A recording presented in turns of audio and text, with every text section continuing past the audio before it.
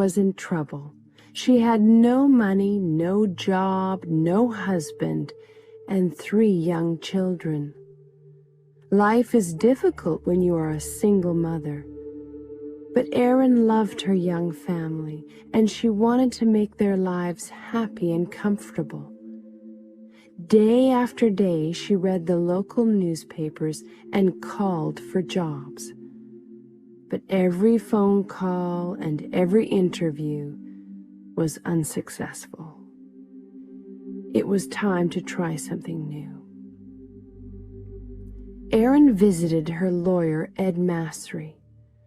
"I'm smart, I'm hardworking, and I'll do anything," she told him. "Please give me a job." It was a strange way to find a job, but Erin did what she had to do. She wanted to be a good person and a good mother.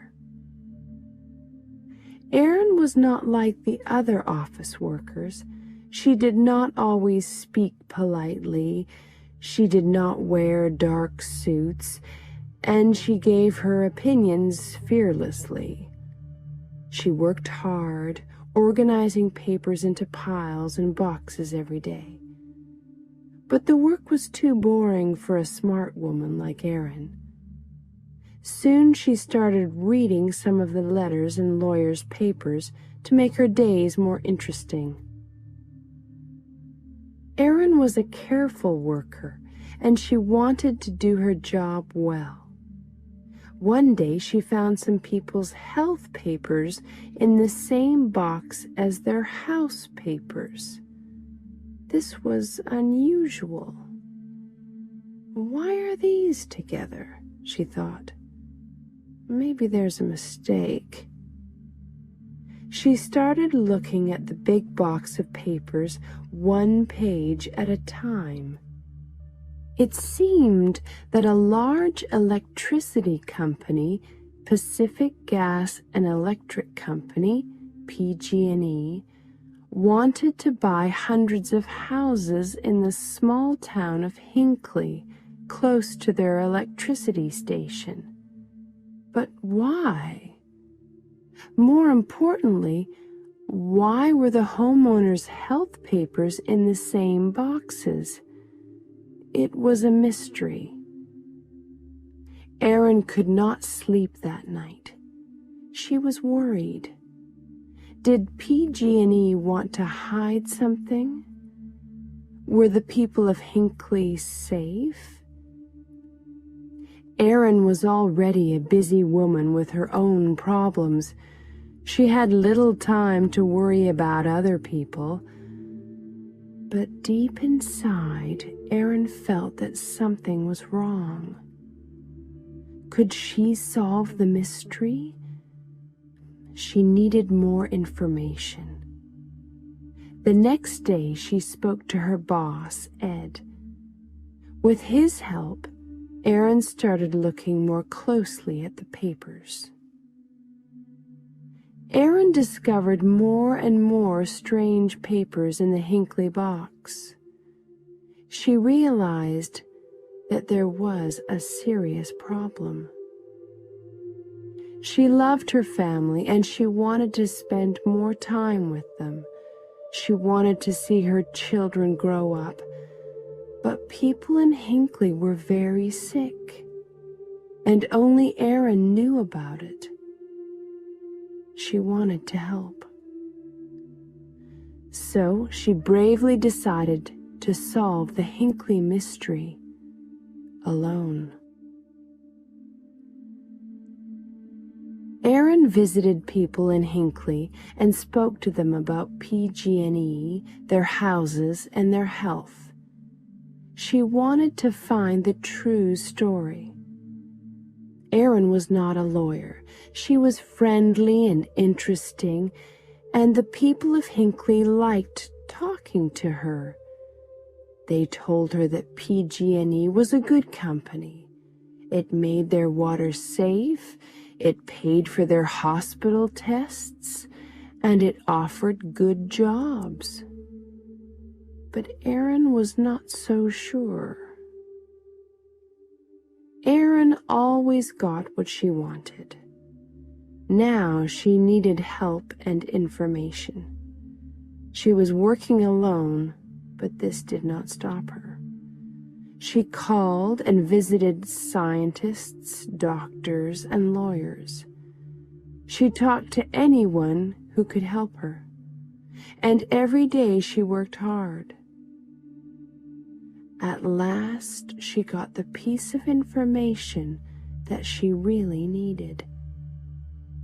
PG&E was poisoning the water near Hinckley. PG&E is one of the biggest companies in the U.S., and people liked and trusted it. But Erin realized that the company told lies. The water was safe, they said, but they were poisoning it. Erin was not important, famous, or rich. She was not even a lawyer, but she decided to fight against PG&E for the people of Hinckley. She knew that she had to help in every possible way. How many people were poisoned in Hinckley? Was anyone in danger? Erin returned to the town to find out. People knew Erin now. They trusted her and they talked honestly about their health problems. Hundreds of people in Hinckley had terrible illnesses, and some were dying. As Erin listened to the great problems and worries in these people's lives, she became very angry. PG&E knew that it was killing people. It was expensive to clean the water from its electricity station, so the dirty water ran into Hinckley's river and drinking water. Now the company wanted to buy the houses and keep the secret. It was not worried about the people who became sick. It was worried about possible payments to those people. Money was a big problem for Ed Masry, too, at this time. Erin's work was important. He knew that. But lawyers only get paid when they win. It was almost impossible for a small local law office to win against PG&E. Ed was afraid. But he was a brave man, too. He trusted Erin, and Erin's courage and hard work carried them through the most difficult times. From start to finish, Erin's work for the people of Hinckley took more than 5 years. During that long and difficult time, Erin and Ed made a great team. As Erin talked to different Hinckley people, her name and face became famous in the town. She had to be careful, though. She did not want PG&E to know about her work. As more people told their stories, Erin got the necessary information. She worked longer and longer hours. She still had a family to look after, too. Her body and mind were tired, but she knew that quick action was important. Finally, it was time to fight PG&E. Erin and Ed sent 634 notices for lawsuits from their small office to the large, expensive offices of PG&E. It was brave, but was it crazy? PG&E was a dangerous enemy. Was this the end for Ed's company? When PG&E received the notices for the lawsuits, its lawyers immediately realized the danger. The sick people of Hinckley wanted a lot of money from the company. More lawyers were brought in on both sides. The lawsuits were too big for Aaron and Ed alone. But Aaron continued to work on them. The Hinckley people were her friends now. She truly loved them, and she knew more about their lives and problems than anyone. So Aaron, Ed, and the lawyers from other companies worked together to do their best for the people of Hinckley. After months of hard work, important lawyers in expensive clothes filled a small courtroom. PG&E bosses sat quietly in their chairs, trying not to look worried. Erin was nervous and excited.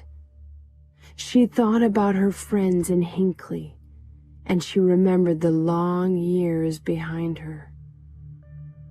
As the judge spoke his final words, she listened silently.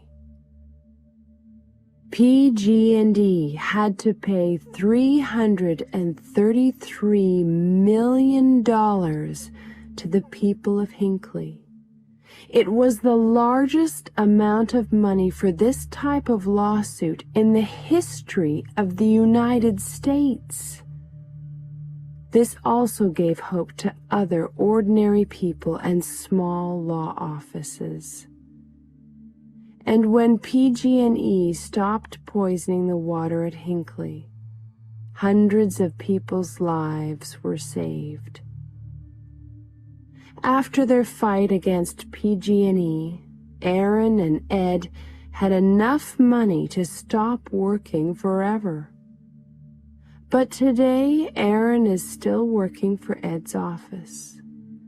She is not a lawyer. She always liked to do things her own way, and she has not changed. She says that she is proud of the movie, but her health, her family, and the people of Hinckley are more important. Today, she works for other ordinary people who are fighting against big companies. Her courage and hard work continues to help people and save lives.